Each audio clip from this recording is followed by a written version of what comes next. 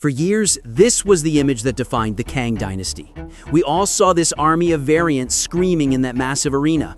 We all believed the Council of Kangs would be the first major villains the Avengers would face. Every theory, every breakdown, every prediction pointed to this moment as the opening of Avengers 5. They were all wrong. The screenwriter for the original Kang Dynasty has finally broken his silence, and what he just revealed changes everything we thought we knew. The Council wasn't going to be the first target at all. The real opening of Kang Dynasty was actually this Kang right here, and the truth is way more interesting than anyone imagined. The entire Council versus Avengers theory just got completely destroyed. On October 28th, while promoting his new show Chad Powers on Reddit, screenwriter Michael Waldron finally spilled the beans about the original pitch he developed with Kang Dynasty writer Jeff Loveness. And here's what he said. Jeff Loveness and I spent an afternoon pitching on the Young Avengers defeating a version of Kang, being so stoked about it, only to discover that particular Kang carried a little card that said to be patient with him. It was his first day as Kang. The real opening of Kang Dynasty wasn't going to be an all-out war with the Council. It was going to be the Young Avengers versus this single Lizard Kang variant. And here's the kicker. This wasn't some experienced conqueror. This was literally a rookie Kang having his first day on the job. The entire battle was designed as a setup, a joke that would have completely subverted our expectations. So before we prove why this Lizard Kang reveal is the real story, we have to do our due diligence and break down why the entire world, us included, was so convinced that the Council would be the first threat. The answer lies in the hierarchy that Marvel spent Phase 4 and 5 building. First, you had He Who Remains. As we learned in Loki Season 1, he was the original Kang who won the first multiversal war, harnessed Alioth, and created the TVA to prune all other timelines and prevent his variants from existing. He was the architect, the good Kang if you can call him that, and Sylvie killed him, shattering the sacred timeline. Second, Kang the Conqueror, the primary variant from Quantumania. This was our big bad, the exiled warrior who was so dangerous his other variants trapped him in the quantum realm. He was a scientist, a conqueror, and our introduction to the raw power of a Kang at war. He was defeated by Ant-Man, but his defeat was what triggered the Council. Third, Victor Timely, the 19th century variant from Loki Season 2. He was the past Kang, a shy, brilliant inventor who remains set up with the TVA handbook. His existence proves that the Kangs weren't just a future threat, their influence was woven through all of history. And finally, we saw the Council. This is the common belief we are here to debunk. Led by Immortus, the long-bearded one, Rama-Tut, the Pharaoh, and the Scarlet Centurion, these three are the true leadership of the Kangs from the comics. In the comics, these aren't just random Kangs. Rama-Tut is Kang's first costume identity when he traveled to ancient Egypt. Immortus is a future version of Kang, a master manipulator who works for the Timekeepers. The fact that Marvel put these three specific variants on screen, leading an army of other Kangs from comic-accurate events like Avengers 292, was a direct, explicit promise to the audience. This wasn't a theory. This was Marvel showing us point-blank that the Council was the new big bad. Every fan, every channel, every theorist assumed this was our roadmap for Avengers 5. And that is what makes Waldron's reveal so shocking. But look at this moment again. The last Kang we see before the screen cuts to black is this reptilian variant. At the time, we all thought this was just showing us the variety of Kang variants, some human, some alien, some completely different species. But Waldron's reveal proves this wasn't random design. This was a specific seed planted for the opening scene of the next movie. Let me read you Waldron's exact words one more time. I think it was going to be the Lizard Kang from the end of Quantumania. I don't know. Anyway, we had fun. This confirms two massive things. First, the Young Avengers were definitely going to be the main heroes of Avengers 5, not the traditional Avengers roster. Second, this Lizard Kang was a planned, specific character with his own story arc, not just background decoration. Now, before anyone brings up those leaked scripts that have been floating around online, we need to address the elephant in the room. In August 2024, a document claiming to be Jeff Loveness's April 2023 draft started circulating on social media, shared by accounts like Exiled Scooper. I can tell you with complete confidence, this script is 100% fake. It reads like AI-generated fan fiction. The dialogue is exposition-heavy in ways that no professional screenwriter would ever write. The plot follows every predictable beat you'd expect from derivative fan theories. It's basically Independence Day with Kang variants, destroying world landmarks.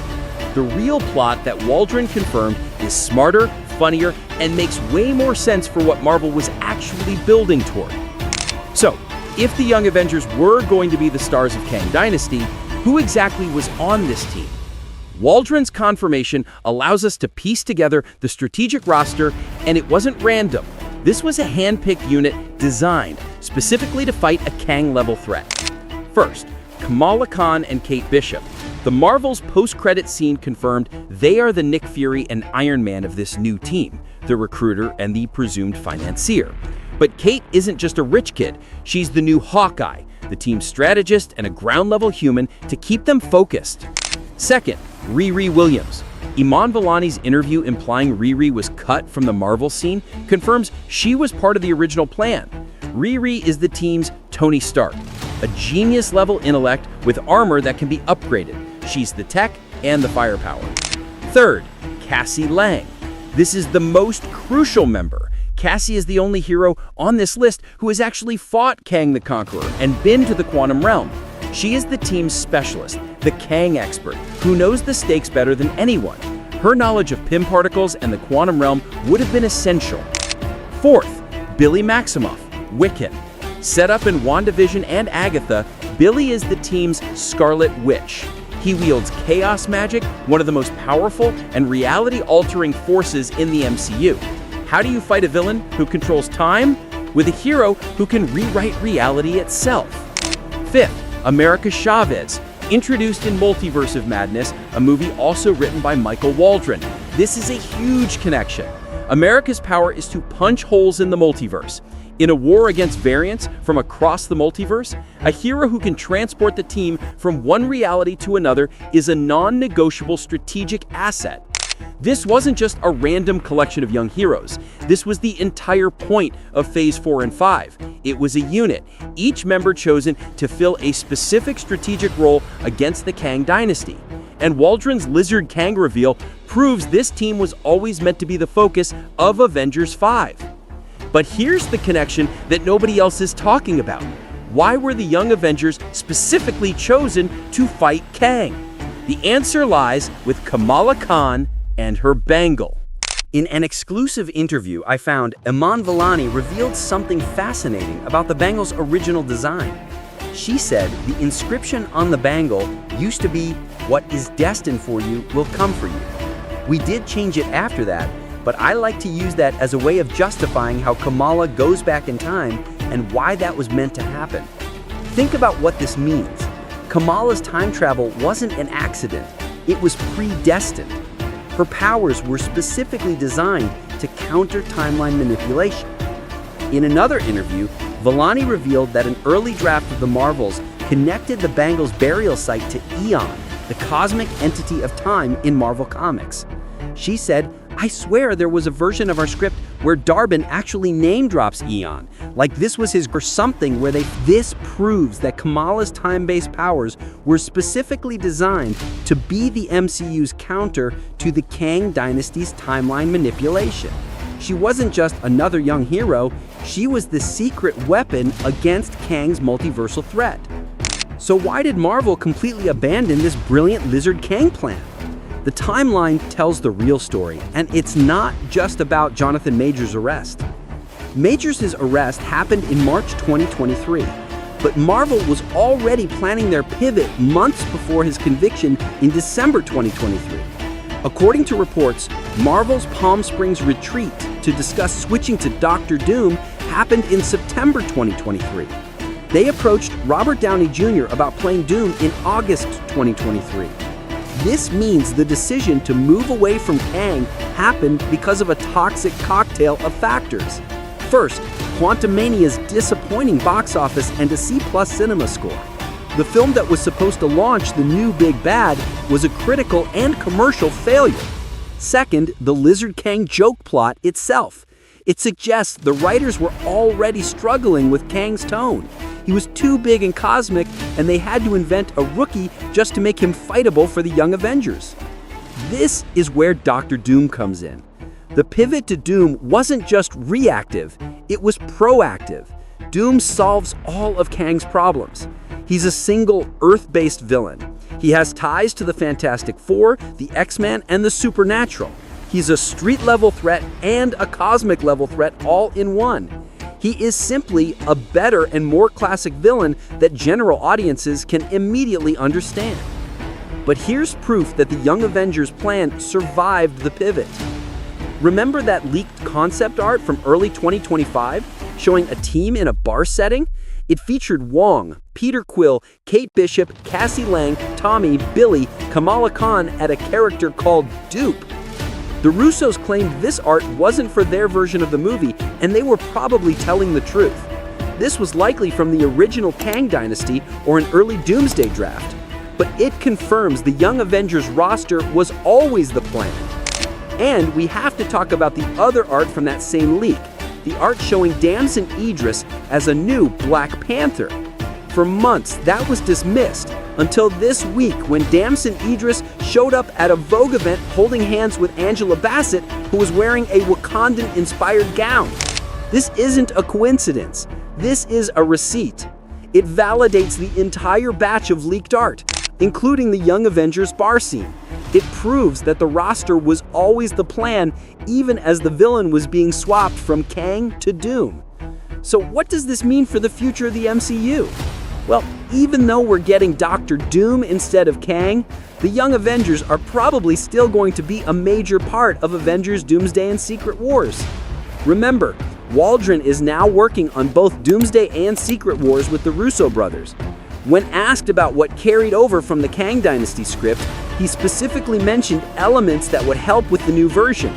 That suggests some of these character dynamics and team compositions survived the villain swap.